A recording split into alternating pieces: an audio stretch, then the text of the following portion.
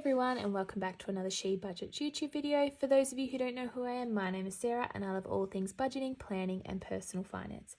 So in today's video we are going to, I think we're up to part 5 of our how to and my setting up my budget planner series. In today's video we are going to be setting up our visual trackers, so how we set those up, and I'll go through how to use some pages like the upcoming events page and like the gift list. So let's get into it. Okay, so here we have our visual trackers pages. In the budget planner, you do get a double page, so 2 double pages of this. So 16 trackers all together, which is really good because some people love tracking a lot of their sinking funds and things like that. So I'm going to just, I'm not going to be setting them all up because that will just take way too long. So I'm just going to set up 4 on this side and sort of explain how I do it as well. So the ones I'm going to down the bottom, you'll see, so this is where you write sort of your increments of how much they go up by, and it's like a little sort of bar graph. So you color in like one of these boxes each time you hit one of your targets.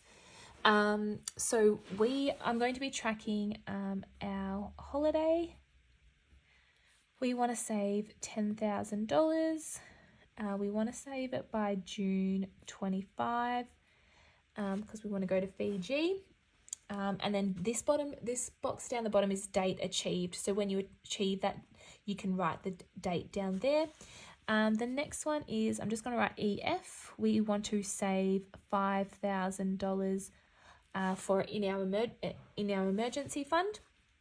And we want that by the end of the year, so December 2025. And then we have extra payments to our mortgage. So we have a goal amount of, we want to pay $5,000 extra towards our mortgage by the end of the year 2025. And then lastly, we want to invest into the stock market. We want to invest $5,000 as well by the end of the year. All right, so there are our goals, and now I'll quickly explain to you how I work out the increments that they go up in on the bar graph. So I'm just going to fill out one of them. I'll do emergency fund, the $5,000 one, but the others I'll do off camera because I don't want it to take too long. So what you do is you get your goal amount, which is $5,000, and then you're going to divide it by how many boxes there are. So we've got 1, 2, 3, 4, 5, 6, 7, 8, 9, 10, 11, 12, 13, 14, 15, 16, 17, 18, 19, 20, 21, 22, 23, 24, 25, 26, 27, 28. So you've got 28 boxes. So if you go 5,000 divided by 28, that gave me like around $179. So that is where I'm going to start.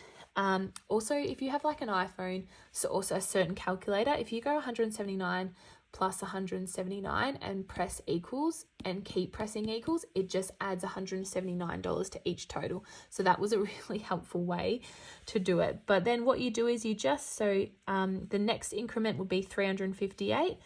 So another 179 onto that is 537.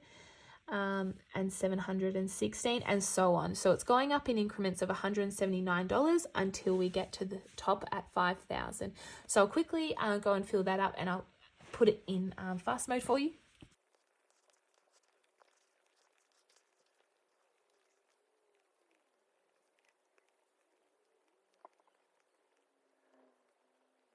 Okay, so I've just filled out my increments then.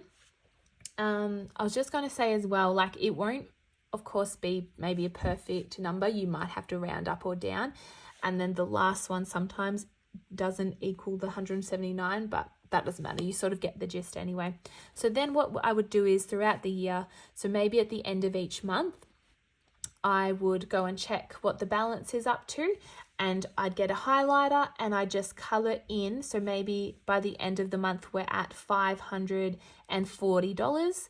So then I would color in the 1, 2, 3, because that's 537. We've just passed that at 540. So I'd color in the first 3 boxes for that month and see my progress. And then hopefully by the end of the year, when I want this done, that whole those whole rows and boxes are full all the way to the top. So that is how you fill out your visual tracker. So I would do the same. Because these amounts are exactly the same, I can just copy those into those ones. And for this one, I just have to double it because it is 10,000. So I would just double these numbers for that one. But yeah, you can track whatever you would like on here. Some people like to do Christmas. That's always a good one to track as well if you have a Christmas budget. So that is how you set up the visual trackers in your budget planner. I'm just going to now, I'm not going to fill out some of these sections with you. I'm just going to explain sort of a bit of a how to fill them out. So upcoming events. So this is where I add all of any birthdays that I need to budget for, and also events such as Mother's Day, or if I have a wedding or something like that that I need to budget for, I would write them on here. So I know I have a wedding in June that I need to budget for. So I need to budget like a present, if I need to buy a dress, accommodation and things like that. So I would add that in the date and how much I sort of would like to. So I'll give you a bit of an example in January. So it's my birthday in January on the 6th. So I'm going to write the 6th, Sarah, and we are going to budget, well, the boys, $200 for my birthday.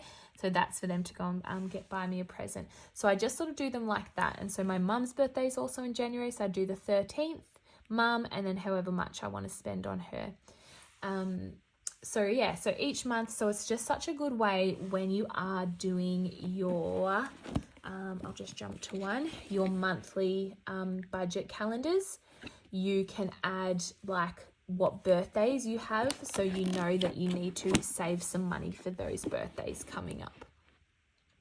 And yeah, weddings, or you might have a baby shower or anything like that as well, Easter. Yeah, so that's what I do for that page. The upcoming events page is the date, what the event is, so my birthday, and how much I want to budget for that. Moving over to a gift list.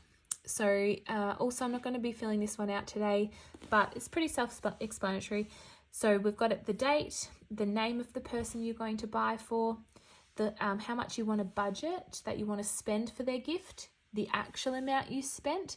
And if you could have a gift idea throughout the year, I know sometimes like my friends or like Teddy or Sunny, they will be like, oh, I love that, and I'll make a note of it in here as an idea of what to get them. And then you can tick off when you do buy them as well once you've bought the present. So great way to work out how much you need to save for gifts and things like that. Next, we have the Christmas budget. So this is a new page in this year's budget planner. I always love to do a Christmas budget when it gets a bit closer to Christmas, or even just to get organized to know exactly how much I need to save. So we've got sort of two sections. This is like your gift list, and this is like if you're hosting or you're going somewhere and you need to take things, or you want to do some decorations or buy a Christmas tree. So yeah, you've got your names, your budget, your gift idea, and if you've bought it, and this one's like your food, decorations, anything like that. So you might budget for wrapping paper, Christmas decorations, things like that, and just some notes, what stores you could buy them from, budget, actual. So a great way to budget for Christmas on that sheet. I will fill this out with you guys a bit later in the year, but because we want to go to Fiji, I'm going to be using this sheet. And I'll sort of explain how you fill it out. But you just got your sections: accommodation, transportation, entertainment, food and drinks, shopping, other. Sort of do a rough budget, come home, what did you actually spend? So if you do go away again, you know sort of what to budget. But yeah, this is another new page in the budget planner that I can't wait to use.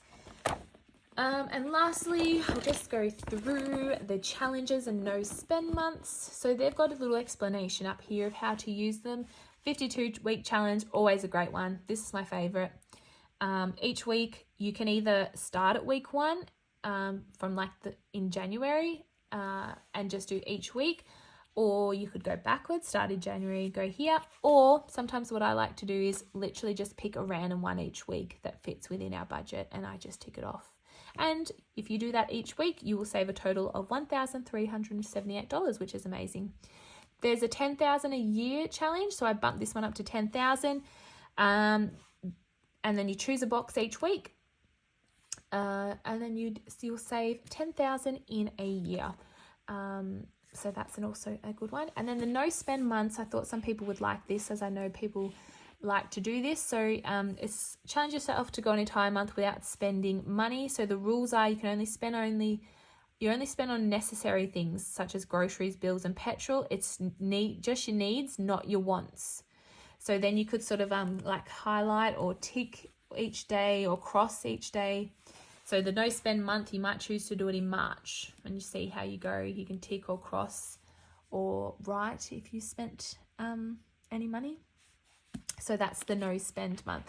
And that is the end of sort of the start of the budget planner before you jump into your months. And I'll kind of go through how to set up those as well with you in a different video. So I hope that all of these how to setting up my budget planner videos have been helpful for you.